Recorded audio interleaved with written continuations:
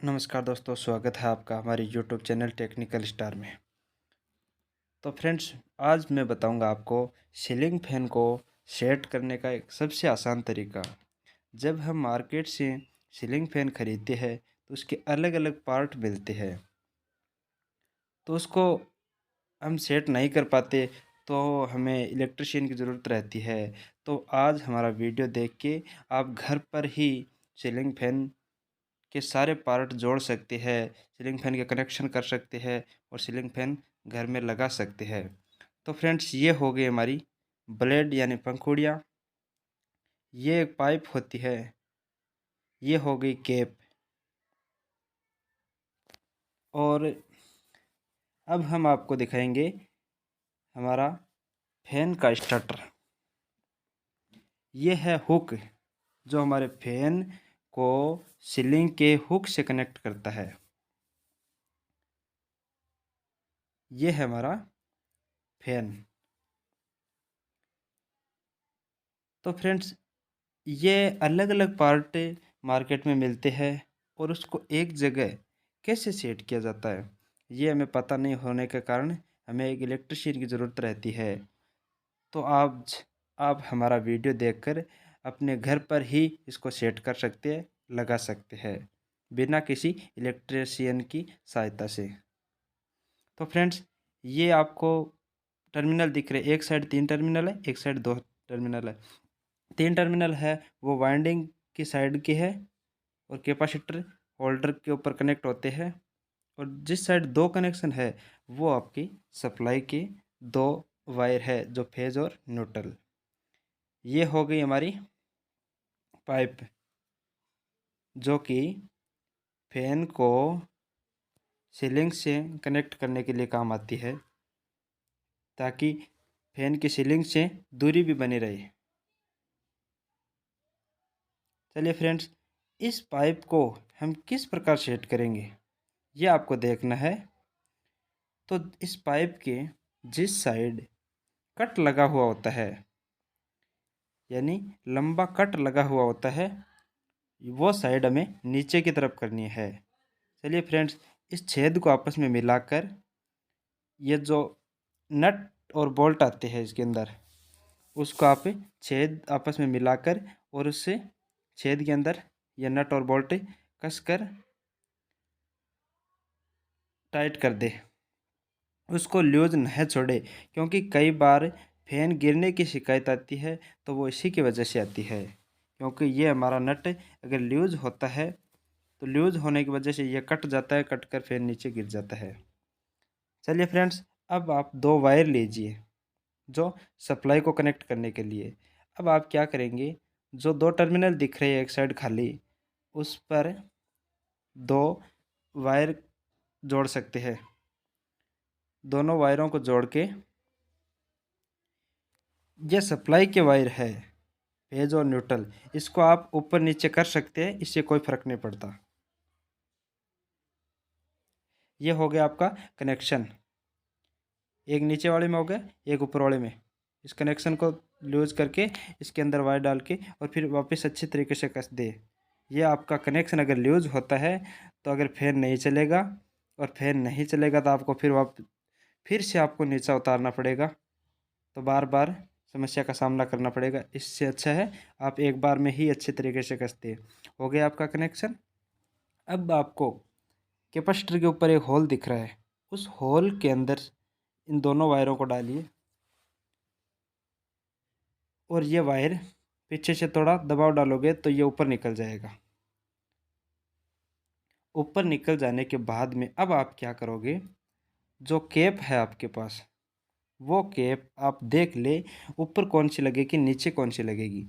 जिस पर कंपनी का नाम लिखा हुआ है, कंपनी का नाम लिखा हुआ है, वो कैप हमेशा ऊपर की ओर लगती है, और जिस पे नाम नहीं है वो कैप नीचे की तरफ लगती है। तो फ्रेंड्स, डाल दी हमने कैप। ये कैप एक नीचे की हो गई, ये नीचे की साइड हो गई। अब आपके पास बची दूसरी कैप, उस पर नाम लिखा हुआ है, तो वो आपने लगानी है ऊपर की तरफ। हो गया फ्रेंड्स। अब चलते हैं, यहाँ तक कंप्लीट हो चुका है। अब चलिए, इस पाइप के ऊपर की तरफ आपको 3 छेद मिलेंगे। 3 छेद मिलेंगे। जो नीचे की साइड छेद है वो आपके वायर के लिए है। जो वायर आपका ऊपर की तरफ जा रहा है उसको उस छेद की सहायता से आप बाहर निकाल लीजिए, ताकि सुंदरता भी बनी रहे, सेफ्टी भी बनी रहे और आप ऊपर वाले हुक को आसानी से कर सकते हैं। तो चलिए, आपका दोनों वायर इधर से बाहर आ गए। अब आपका पाइप ऊपर से फ्री है और ऊपर की साइड 2 होल है, दिख रहा है आपको। उस होल पे ये जो हुक है ये आप कर सकते हैं।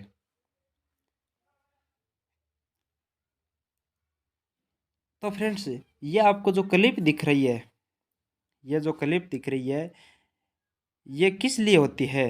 अगर आपका बोल्ट कभी कभार लूज हो जाता है और जब पंखा चलता है तो ये बबलिंग की वजह से ये बोल्ट अपने आप खुलने शुरू हो जाते हैं। लेकिन जब ये आपकी क्लिप लगी हुई होगी तो ये क्लिप से आगे नहीं जाएगा।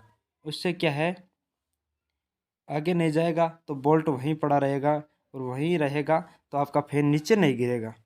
कभी कभार क्या होता है, क्लिप नहीं लगने की वजह से फैन वाइब्रेट करता है और वाइब्रेट करके बोल्ट नीचे गिर जाता है। फिर ये धीरे धीरे निकल कर कभी कभी पंखा नीचे गिर जाता है। चलिए फ्रेंड्स, ये आपका हुक भी लगकर तैयार हो गया। इसको आप सीलिंग के हुक से कनेक्ट कर सकते हो। ये ग्रोमेट आपको लगाना एकदम से अनिवार्य है, क्योंकि इस रबड़ की वजह से फैन चलते समय बिल्कुल आवाज़ नहीं करेगा और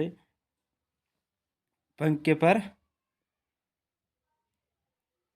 पंखे की उम्र भी बढ़ जाएगी और चलने में भी सुविधा रहेगी। चलिए फ्रेंड्स, ये 2 आपके वायर है, ये सप्लाई से कनेक्ट करने हैं।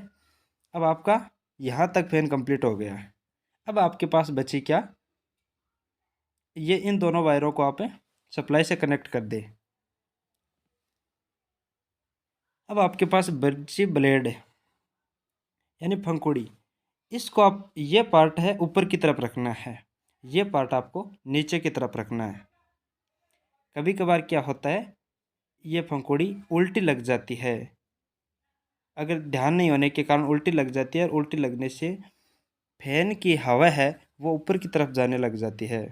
तो उससे आपको ये ध्यान रखना है कि पंखुड़ियों को, यानी ब्लेड को उल्टी सुल्टी का ध्यान में रखते हुए, इस पे ये है do not remove most use, यानी इस पेपर को आप हटा नहीं सकते हैं।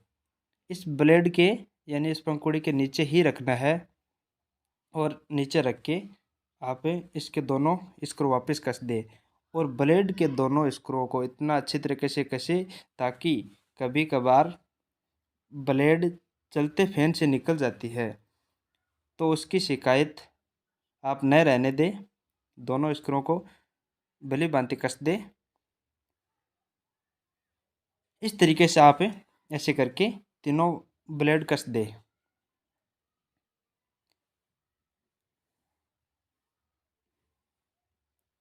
तीनों ब्लेड कस देने के बाद सभी स्क्रू को अच्छी तरीके से कस दे। अब आपका फैन एकदम से बन चुका है। सभी पार्ट एक जगह हो गए हैं, सभी पार्ट अच्छी तरीके से जुड़ गए हैं, और आप इस क्लिप को लगाना ना भूलें। यह आपकी लापरवाही कभी भारी पड़ सकती है। तो चलिए फ्रेंड्स, ये आपका फैन बनकर तैयार हो चुका है। अब आप इसको सीलिंग पे लगा सकते हो। ये जो ग्रोमेट दिख रहा है इसको आप सीलिंग से कनेक्ट कर सकते हो। इन दोनों वायरों को आपने सप्लाई से कनेक्ट कर दो, और ये कैप आपकी आवश्यकता अनुसार नीचे कर दीजिए, वो आवश्यकता अनुसार ऊपर कर दीजिए। ये है सीलिंग का हुक, और ये है 2 सप्लाई के वायर। तो ये मैंने फैन लगा दिया है ऊपर, और कनेक्शन भी कर दिया है, और अब मैं कनेक्शन चालू करने वाला हूँ।